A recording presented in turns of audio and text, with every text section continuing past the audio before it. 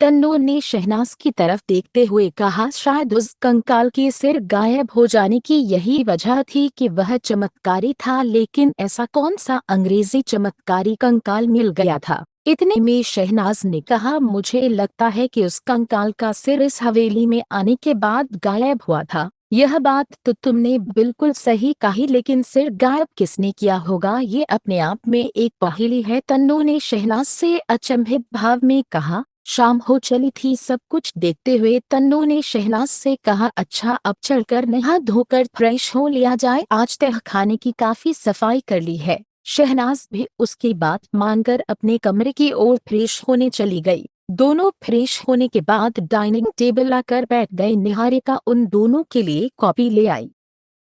Coffee पीते पीते शहनाज ने तन्नू से पूछा, क्या तुम्हें लगता है कि इस हवेली में इसी सिरकटे अंग्रेजी हुकूमत के सिपाही का भूत घूमता है। तन्नू ने उसकी ओर देखते हुए कहा, तुम भी अजीब अजीब बातें करती हो। उस तेज लाल रोशनी का क्या, जिसका जिक्र हवेली के सारे नौकरों ने किया था। आखिर वो लाल रोशनी उन सभी को तहखाने के रोशनदान से जलते हुए दिखने की क्या वजह हो सकती है। अगर उस कंकाल का सिर चमत्कारी है तो धड़ भी तो चमत्कारी होगा। निहारिका ने पूछा। तन्नू थोड़ी देर के लिए सोच में पड़ गया। उसके मन में ये विचार आ रहे थे कि जब से वो इस हवेली में आया है उसने 2 बार उस तहखाने में किसी के कदमों की आहट सुनी है। लगातार 2 रातों को एक जैसे ही सपने, घड़ी में 3 बजे का घंटा दिखाई देना, ये सारी चीजें किसी और इशारा कर रही थी। लेकिन तन्नू ने बात बदलते हुए शहनाज से पूछा, अगर तुम्हें उस कंकाल का सिर मिल जाए तो तुम क्या करोगी।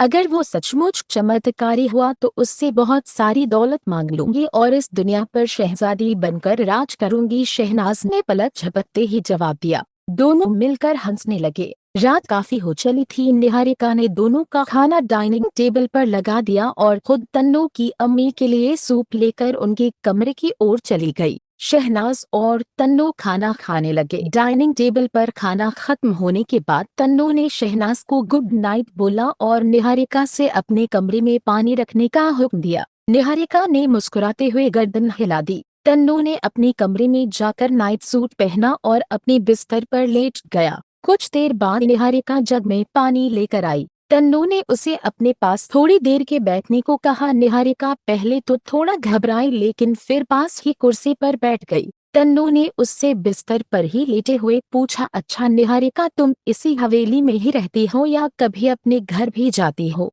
जाती हूँ ना नवाब साहब, हर शनिवार को जाती हूँ और रविवार की शाम को वापस आ जाती हूँ। निहारिका ने तन्नू के प्रश्न का उत्तर दिया। अच्छा, कोई आशिक या मंगेतर है क्या तुम्हारा। तन्नू ने थोड़ा संकोच से पूछा। नहीं नवाब साहब, अब तक तो कोई आप जैसा कहाँ मिला। निहारिका ने शरारत भरे अंदाज में जवाब दिया, जैसे वो जानती हो कि तन्नू ने ये प्रश्न उससे क्यों पूछा। तन्नू के चेहरे पर मुस्कान खिल गई, जैसे उसे किसी खजाने की चाबी मिल गई हो। लेकिन उसने अपने हाव भाव को काबू में रखते हुए निहारिका से कहा, अच्छा चलो, अब तो मैं मिल गया हूँ, अब क्या ख्याल है।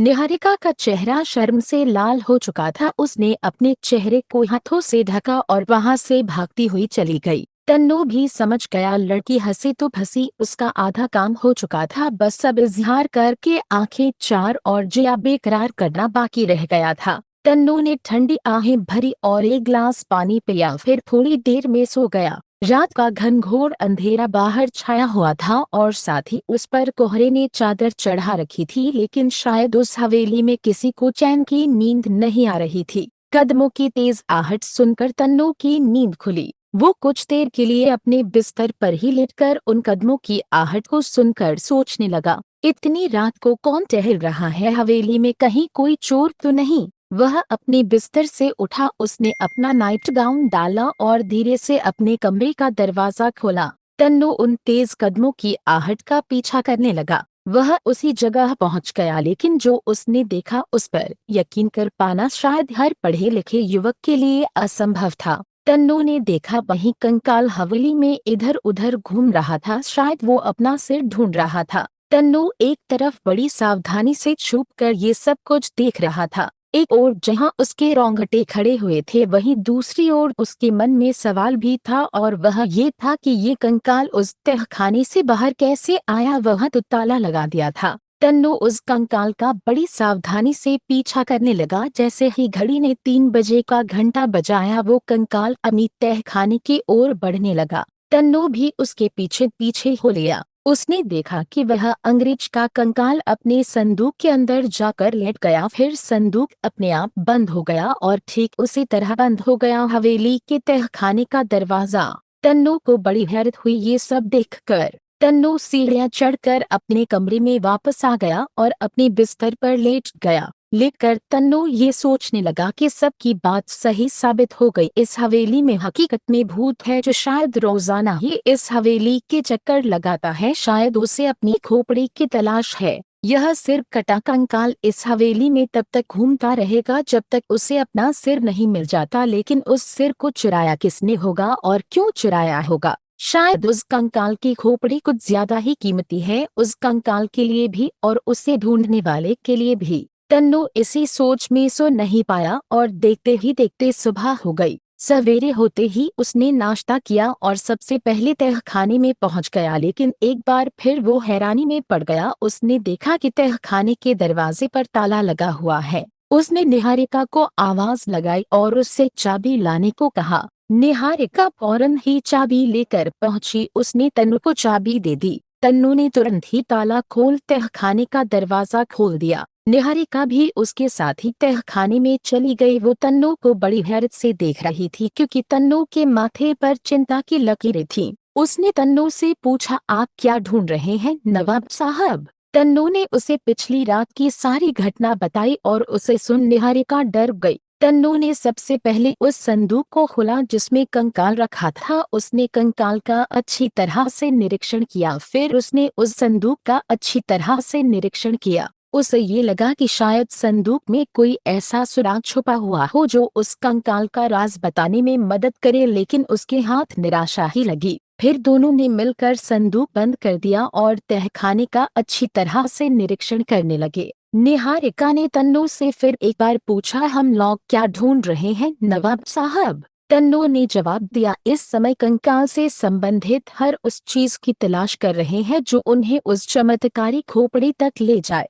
तन्नू और निहारिका ने अच्छी तरह से तहखाने में हर चीज की तलाशी ली ताकि उन्हें कुछ अहम सुराग मिल जाए जो उन्हें उस चमत्कारी खोपड़ी तक पहुंचा दे। अंत में उन्हें तन्नू के अब्बू के दोस्त डॉक्टर जाकिर की तस्वीर मिली, जिसके पीछे उनका पता और फोन नंबर लिखा हुआ था। तन्नू ने अपने मन में सोचा कि ये एक अहम सुराग है जो उन्हें उस चमत्कारी खोपड़ी के बारे में अधिक से अधिक जानकारी दे सकता है। निहारिका और तन्नू ने तहखाने को अच्छी तरह से बंद कर दिया और ऊपर हॉल की तरफ आ गए, जहां शहनाज पहले से उनका इंतजार कर रही थी। उसने तन्नू और निहारिका से पूछा, तुम दोनों नीचे तहखाने में क्या कर रहे थे? इतनी बड़ी हवेली छोटी पड़ गई थी क्या जो गुना ढूंढने तहखाने में पहुंच गए थे? तन्नू और निहारिका मुस्कुराए। फिर तन्नू ने कहा, ऐसी कोई बात नहीं है, कल रात हुए एक हादसे के बाद हम लोग कुछ ढूंढने के लिए तहखाने में गए थे। कौन सा हादसा?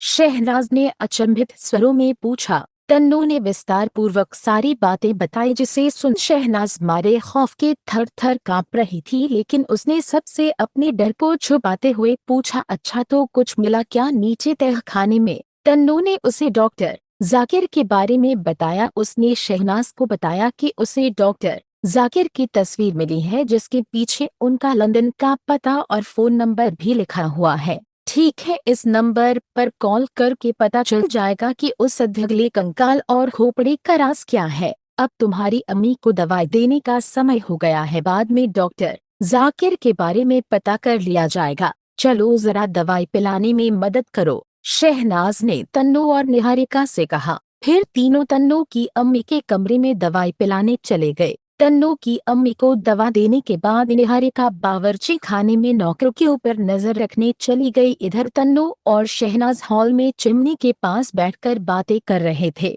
शाम हो चली थी और बाहर सूरज की रोशनी फिंकी पड़ने लगी थी। ठंड होने के कारण कोहरे ने भी हल्की चादर चढ़ा रखी थी। इतने में अचानक फोन की घंटी बजती है। तन्नू फोन का रिसीवर उठाता है और अपने कानों से लगाता है, फिर भारी स्वरों में कहता है, हेलो। उधर से भी आवाज आती है, हेलो, कौन? तनवीर, मैं शहनाज का अब्बू बोल रहा हूँ। अब तुम्हारी अम्मी की तबीयत कैसी? कुछ सुधार हुआ उनकी हालत में? शहनाज के अब्बू ने तन्नू से पूछा। तन्नू ने अपनी अम्मी का हाल उन्हें बताया और फिर शहनाज को अपनी तरफ आने का इशारा किया। थोड़ी देर शहनाज के अब्बू से बात करने के बाद उनसे बोला, शहनाज भी यहीं खड़ी है, अंकल लीजिए, उससे भी गुफ्तगू कर लीजिए। शहनाज ने रिसीवर तन्नू के हाथ से लिया और अपने दाईं तरफ कान से लगा लिया और बोली, हेलो अब्बू, आप कैसे हैं? उधर से आवाज आई, मैं तो ठीक हूँ बेटा, तुम बताओ तुम कैसी हो? मैं भी अच्छी हूँ, यहाँ काफी खुश भी हूँ।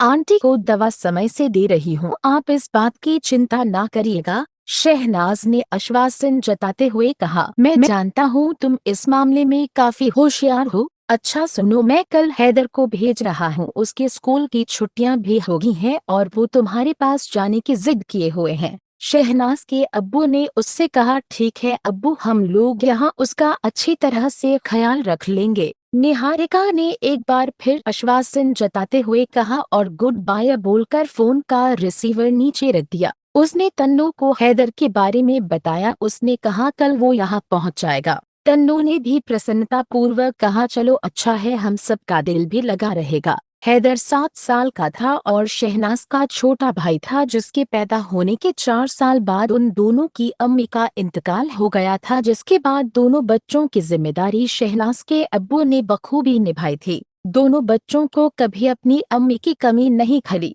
जहाँ शहनाज एक सुलझी हुई सुंदर लड़की थी, वहीं हैदर बहुत शरारती और हाजिर जवाब था। उसकी शरारतों के किस्से अक्सर उसके स्कूल से सुनने को मिल जाते थे। अब तक शायद ही कोई ऐसा दिन गुजरा हो कि हैदर की शरारतों की शिकायत उसके घर तक न पहुंची हो, लेकिन पढ़ाई के मामले में हैदर अपनी क्लास में सबसे आगे था। शायद यही वजह थी कि उसकी इतनी शरारतों के बावजूद उसे कभी निकाला नहीं स्कूल वालों ने। रात काफी हो चली थी। निहारिका ने तन्नू और शहनाज को खाने के लिए बुलाया। दोनों बावर्ची खाने के सामने वाले हॉल में रखी डाइनिंग टेबल पर खाने के लिए बैठ गए। खाना खाने के बाद तन्नू ने शहनाज को रोज की तरह गुड नाइट कहा और अपने कमरे में सोने चला गया। थोड़ी देर बाद उसके कमरे निहारिका ने रोज की तरह पानी का जग और ग्लास रख दिया। तन्नू ने निहारिका को आते और पानी रखकर जाते तक नहीं देखा, क्योंकि वह उस खोपड़ी और अधगले कंकाल के बारे में सोच रहा था। वो डॉक्टर